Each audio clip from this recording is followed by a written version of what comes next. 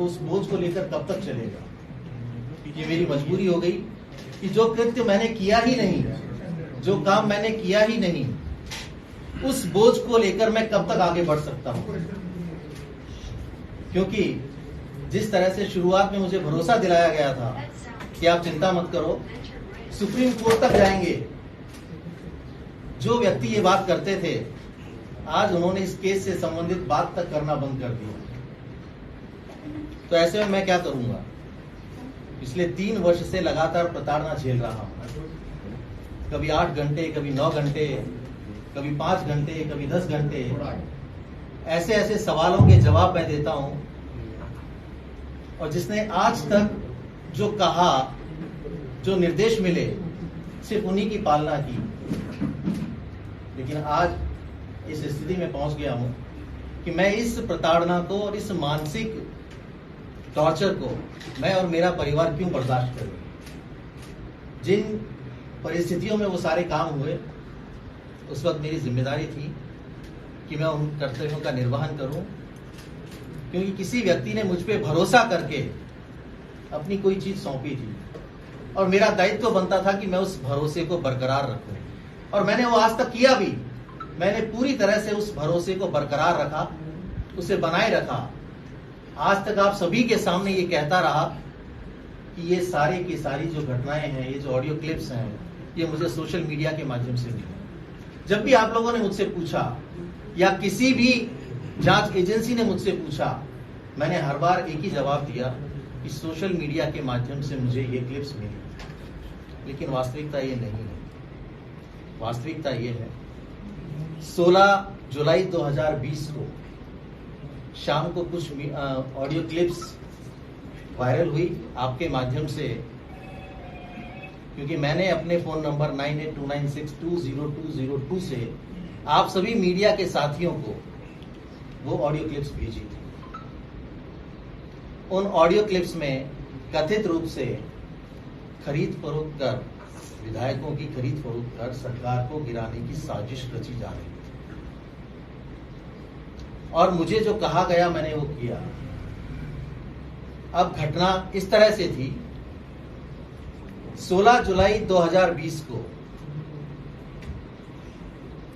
मुख्यमंत्री Ashok Gehlot ji hotel Fairmont आए थे, क्योंकि उस क्राइसिस के दौरान जो विधायक इस तरफ थे उन सभी को बाड़ेबंदी के रूप में होटल फेयरमाउंट में रखा हुआ था।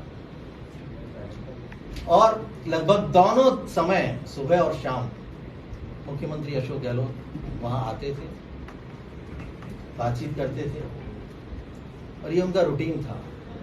16 जुलाई 2020 को लगभग 3:30-4 बजे के आसपास वो होटल फेयरमाउंट से निकल गए।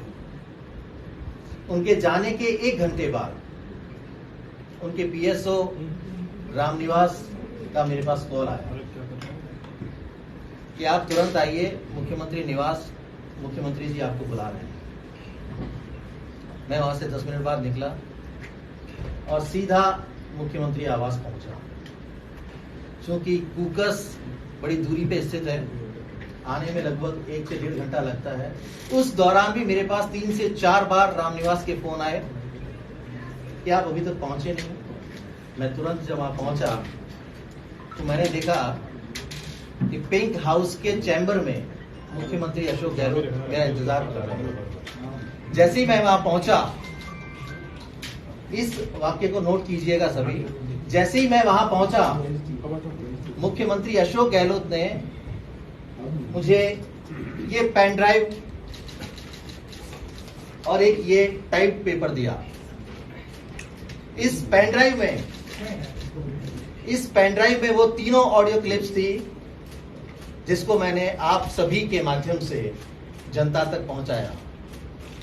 ये वो पेन ड्राइव है और ये वो एक स्क्रिप्टेड टाइप्ड पेपर है।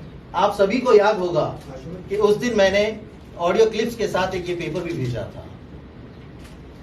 इस पेपर में कथित रूप से गजेंद्र सिंह शेखावत जी, जो तत्कालीन केंद्रीय मंत्री थे, दिवंगत हमारे विधायक भंवरलाल शर्मा जी और एक कोई संजय जैन, इन तीनों की बातचीत का हवाला दिया गया था।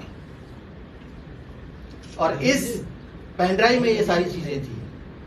पेन ड्राइव और ये पेपर देकर मुझे कहा कि तुरंत जाइए और मीडिया को ये ऑडियो क्लिप्स सर्कुलेट कर दीजिए।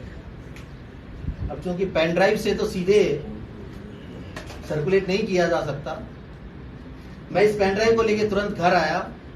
घर आके मैंने इस लैपटॉप में इसको ट्रांसफर किया।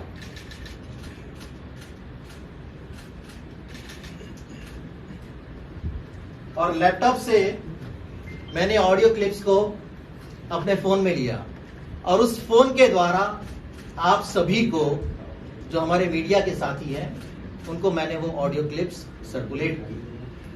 तो ये ऑडियो क्लिप्स मुझे सोशल मीडिया के माध्यम से नहीं मिली। मुख्यमंत्री अशोक गहलोत ने इस पेन ड्राइव के जरिए मुझे ये सारी ऑडियो क्लिप्स दी और ये कहा कि मीडिया को आप सर्कुलेट कर दीजिए, और मैंने वो काम किया। अगले दिन अखबारों में जिस तरह से खबरें छपी